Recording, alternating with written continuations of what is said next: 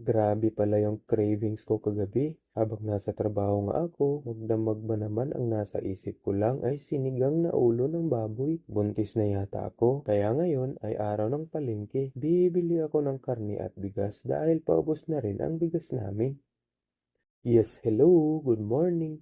Pag-araw ng palengke pala, saka lang ako nakakabili ng murang karne at mga gulay. Kaya lang mai-stock rin talaga ng matagal dahil walang tingi dito na kung minsan pag di ko talaga nailuto kaagad, manghihinayang talaga ako kapag nabulok. Tumingin-tingin nga ako kaagad ng bawang at luya dahil naalala ko kakaunti na lang pala ang stock ko. Pero nang makita ko na medyo mahal ang mga price, dumiretso na kaagad ako sa karnihan. Sakto pala ang dating ko ay tanghali, kaya yung ibang mga pwesto dito ay walang mga bantay, ngunit wala rin namang gaanong namimili. Natapat kasi sa araw na may pasok ang araw ng palengke ngayon, pero pag Sabado at Linggo, sigurado dagsaan ang mga tao. Sila nanay nga na to ay naabutan ko pang kumakain sa time na to. Ate ng baboy nga pala kaagad ang hinanap ko dahil nakisuyo ang kasama ko na magpapabili siya at magluluto daw siya ng menudo. Sakto, makakaburaot na naman ako.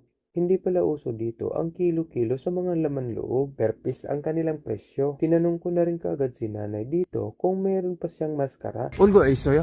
얼굴 얼굴 있어. 예 있어요?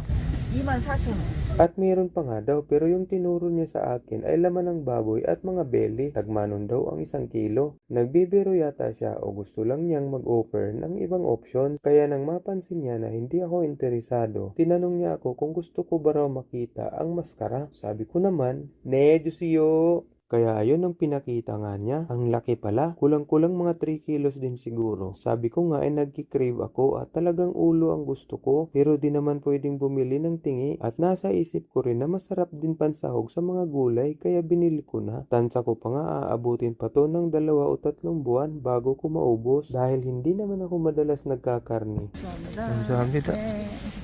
Dito nasa grocery na nga ako para bumili ng bigas pero sumilip muna ako baka may murang mga gulay at prutas. Minsan kasi nasa gilid lang nila nilalagay pero halos pare-parehas lang ang mga price sa mga pinuntahan ko kaya pumunta na ako sa second floor dahil kailangan ko ring bumili ng mask. Konti na lang kasi yung natira sa mga mask ko. Wala kasing issue sa amin. Siguro dati meron pero tinigil na ng amo namin dahil wala namang gumagamit. Dalawa lang kasi kami ng kashift ko ang nagmamask sa workplace namin. Dahil yung mga kasama naming iba, nasanay na sila sa alikabok at amoy ng sunog na plastic. May allergy din kasi ako sa alikabok, lalo na sa mga chemical. Mabilis talaga akong inuubo at sinisipon, kaya yun ang iniiwasan ko. Dito nga ay iniwan ko muna ang mask dahil kumuha lang ako sa labas ng cart. Tumingin na rin ako ng isda dito dahil may isang uri ng isda na nagustuhan naming isigang ng kasama ko. Pero hindi namin alam ang pangalan, kaya nga lang wala at ibang klase ang nandito. Gusto ko rin sanang itry pero sa next time na lang. Dito na nga ako sa pinakakailangan ko para sa buwan na to. Itong bigas, salitan pala kami ng kasama ko dito. Bali sa buwan na to ay natapat sa akin. Next month naman, siya naman ang bibili. Dito nga ako bumibili sa grocery na to dahil dito lang ako nakakakita ng mura. Dalawang klase pa nga ang mura ngayon. Dati-rati isa lang palagi. Pinagkukumpara ko pa nga kung alin sa dalawa ang mas maputi. At itong kulay pula nga ang napili ko. Ito nga rin pala yung mga price ng ibang sako. May 72,000 won, may 79,000 won, may 96,000 won, at 98,000 won. Dinoble ba naman ang price nung pinibili ko? Kaya hindi na talaga nakapagtataka kung bakit itong pula ang kinuha ko. Bali 4,000 pesos ba naman sa isang sako? Napakamahal na niya kumpara sa bigas lang na 20 kilos. Dito pala sa Korea ay mas mahal ang bigas kaysa sa laundry soap. Baligtad naman sa atin sa Pinas dahil mas mahal ang laundry soap kaysa sa bigas. O diba? Napansin ko lang naman yun. Di ko rin maatim na dumaan lang sa seksyon na to nang walang nabibili. Dahil nga coffee is life at paborito ko rin ang brewed coffee. Pagkatapos ko ngang makapili ay nagbayad na ako.